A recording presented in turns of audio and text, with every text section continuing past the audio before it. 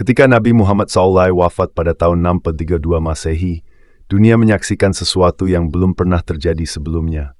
Sebuah agama baru lahir di tengah padang pasir, bersiap menantang kekuatan dua imperium terbesar saat itu, Romawi Timur dan Persia Sasania. Umat Islam tidak hanya berduka atas wafatnya Nabi, mereka juga dihadapkan pada pertanyaan yang mengguncang seluruh komunitas. Siapa yang akan memimpin umat ini? Abu Bakar, sahabat dekat sang Nabi, diangkat sebagai khalifah pertama. Di tengah ancaman murtad dari berbagai kabilah Arab dan kaum Nabi palsu, ia memilih jalur tegas, mempersatukan Jazirah Arab bukan dengan bujuk rayu, tetapi dengan ketegasan dan pedang. Perang Riddah menjadi batu loncatan penting. Ketika tanah Arab kembali tunduk, pandangan Abu Bakar dan para sahabat tertuju keluar, ke Imperium Romawi dan Persia. Setelah wafatnya Abu Bakar, Umar bin Khattab mengambil tampuk kepemimpinan.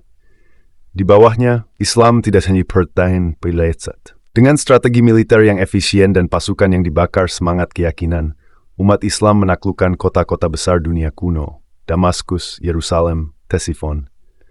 Bukan hanya pertempuran yang menentukan, tapi juga kebijakan pasca perang yang cermat, memberi jaminan keamanan bagi penduduk non-Muslim, memberlakukan pajak tapi tetap melindungi. Di tahun 636 pertempuran Yarmouk melawan Bizantium menjadi penentu takdir Suriah dan Palestina. Di medan pertempuran itu, pasukan Khalid bin Walid, sang pedang Allah, menunjukkan bahwa keunggulan jumlah bukan jaminan kemenangan.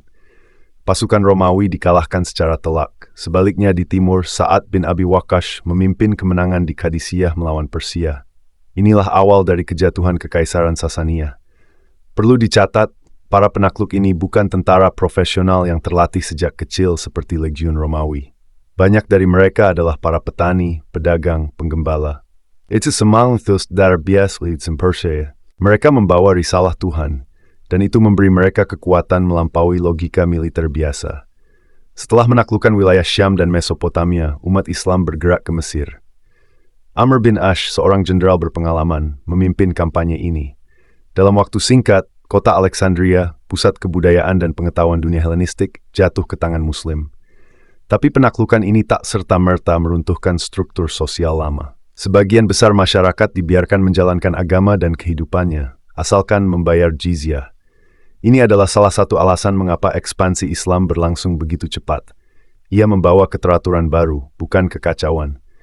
Bahkan banyak rakyat Bizantium dan Persia yang justru menyambut kehadiran Muslim sebagai pembebas dari tekanan pajak dan korupsi kekaisaran mereka sendiri.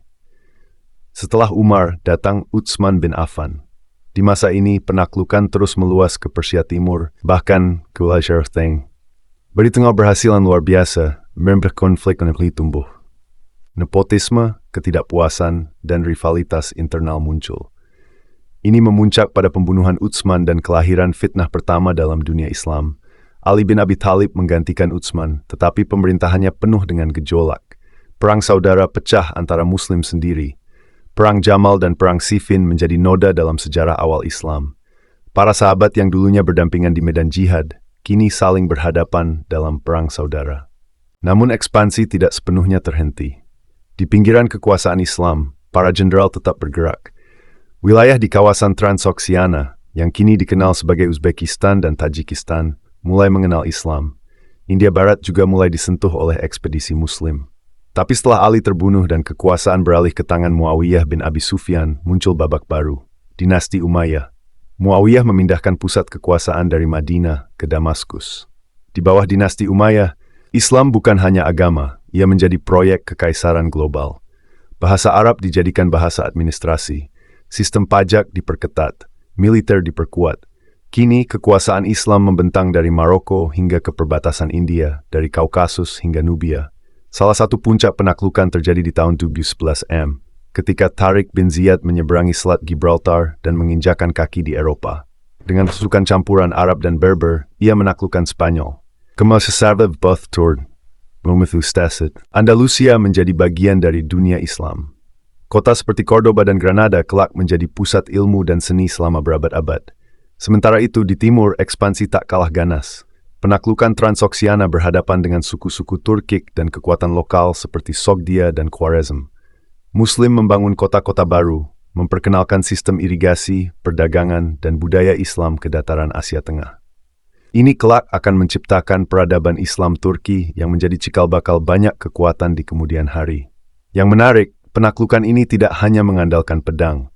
Islam juga menyebar melalui perdagangan dan diplomasi.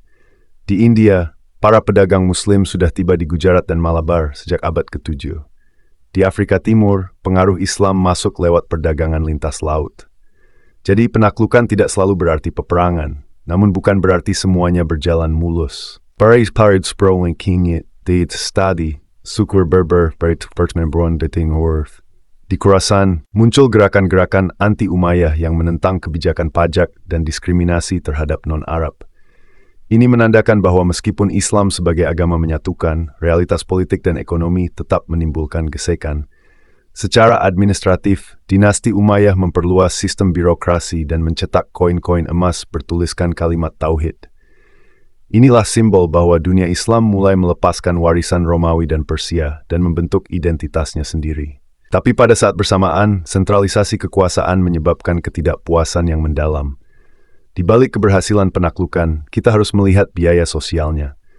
Banyak kota hancur, penduduk dipindahkan, sistem lama diruntuhkan. Tapi yang mengejutkan, dalam banyak kasus struktur budaya dan agama lokal tetap hidup. Ini menunjukkan adanya adaptasi dan toleransi yang memungkinkan Islam menjadi kekuatan global, bukan sekadar imperium militer. Menjelang akhir kekuasaan Umayyah, pemberontakan demi pemberontakan mulai mengguncang fondasi kekuasaan. Di tahun 750 dinasti Abbasiyah menggulingkan Umayyah dalam kudeta berdarah. Tapi warisan penaklukan tetap bertahan, wilayah Islam tetap luas, bahkan meluas lebih jauh di masa Abbasiyah. Ekspansi Islam awal bukan hanya soal wilayah. Ini adalah transformasi peradaban. Bahasa Arab menjadi bahasa ilmu pengetahuan. Hukum Islam mulai diterapkan secara luas.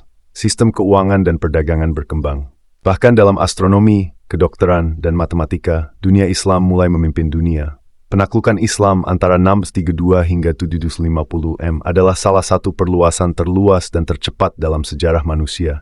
Hanya dalam waktu lebih dari 1 abad, dari Madinah yang kecil, kekuasaan Muslim membentang dari Samudra Atlantik hingga Sungai Indus. Ini bukan semata keajaiban militer, tapi perpaduan antara visi, keyakinan, dan kecakapan administratif. Kini,